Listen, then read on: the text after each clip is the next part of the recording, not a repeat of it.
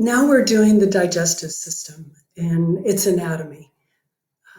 I am excited to be able to share with you that there's a new link up on your Canvas pages, and this one is a link to a resource that I think you're going to find really, really useful. It is a resource that shows all of your anatomy lab models, and it is interactive. So let me show you that. If you go back to your Canvas page,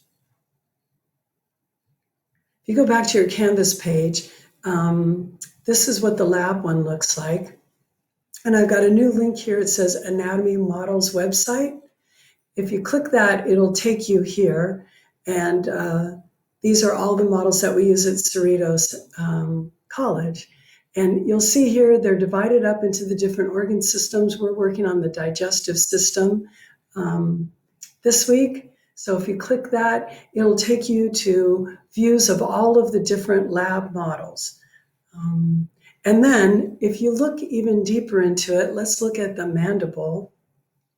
You'll notice that there are green dots.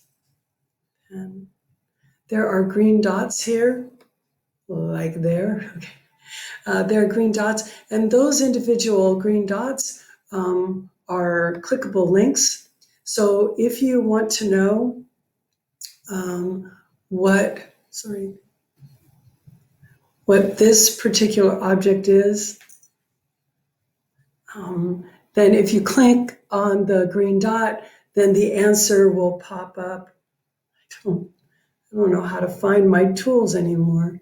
The answer will pop up in this box right beneath the model and right above the blue words.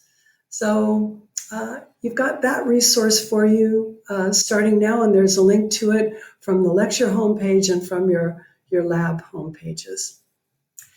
But we're talking about the digestive system. The digestive system, you'll notice, has got a lot of terms for you to know. The easy parts about learning the anatomy of the digestive system will be that many of the words are relatively familiar to you because there are words like stomach and liver and spleen and large intestine. So that's nice that a lot of the words are words you already know. What's difficult about the digestive system anatomy is that in lab, it covers so many of our models. There will be a model of the teeth. There is a model of the side of the head, so you can look at the salivary glands. There is a model of the liver that is its own model.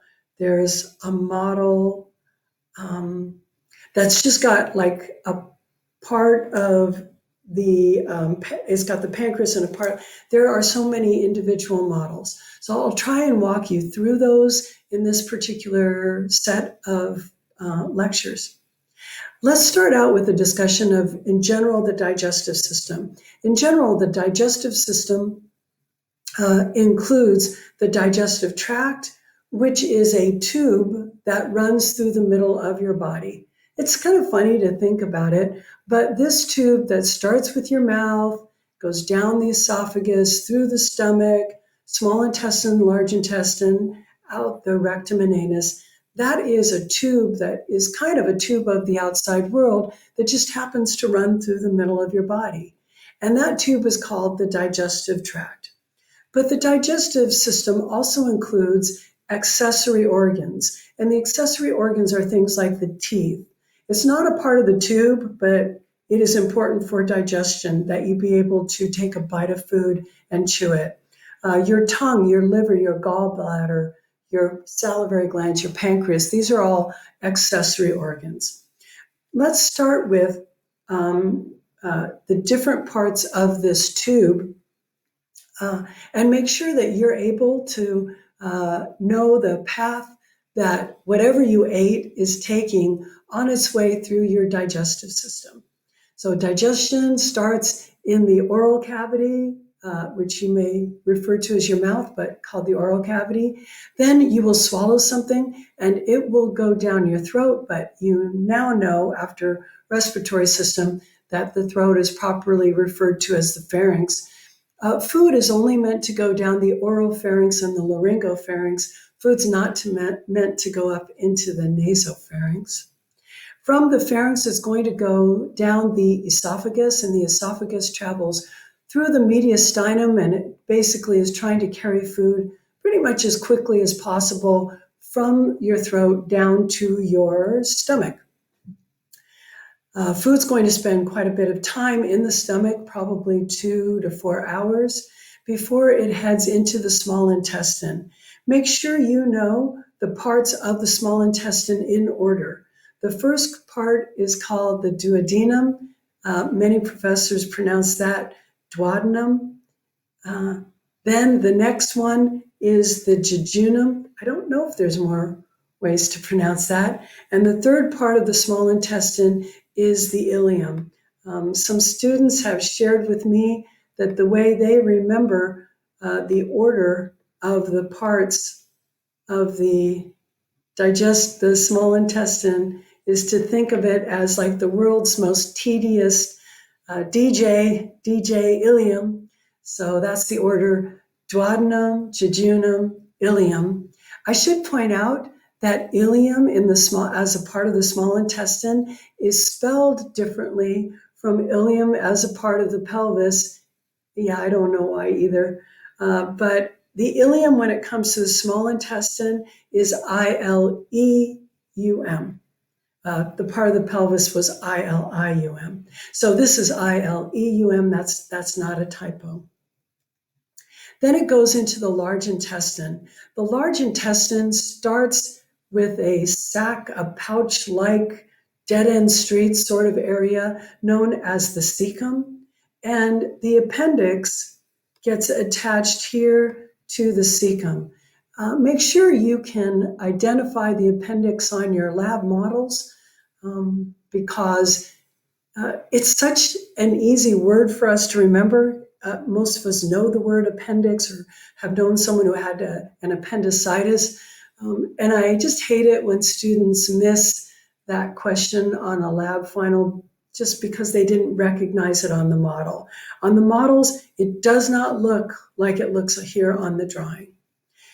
From there, whatever you ate is going to go up the ascending colon, across the transverse colon, down the descending colon, through this squiggly area called the sigmoid colon. You actually can't see most of the sigmoid colon on this particular image. Then it is going to go through the rectum and out of the rectum through the anal canal and the anus. Alrighty, so make sure you know the path that whatever you ate will take as it's going through your digestive tract. Let's start talking about the accessory organs. The accessory organs include the salivary glands. Salivary glands are very important for normal human digestion. The only reason you would not need salivary glands for digestion would be if you're no longer eating things with your mouth. As long as we want things to be going through our mouth and for the health of our oral cavity, we definitely need salivary glands. We'll talk about them. Another accessory organ will be the teeth and the tongue. We'll talk about that just a bit. Later on, we'll talk about the liver. And the liver sits right here. It's on the right side of the very upper part of the abdominal cavity, tucked up under the diaphragm, the most important muscle of breathing. We'll talk about that.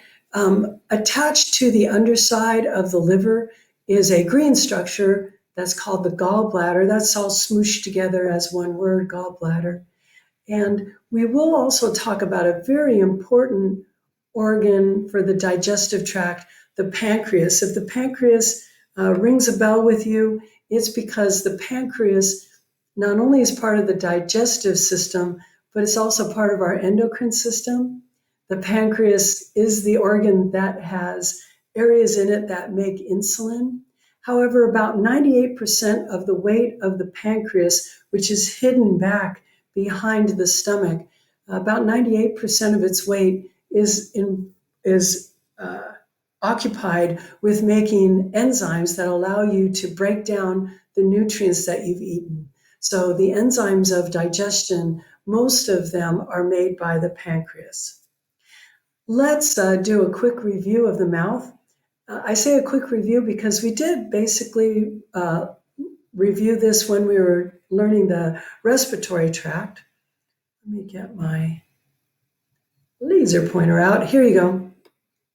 So this is your nasal cavity, right? And this is going to be your oral cavity. The boundary between your nasal cavity and your oral cavity is called the palate. The front part of the palate has got bone underneath it, and so it is called the hard palate.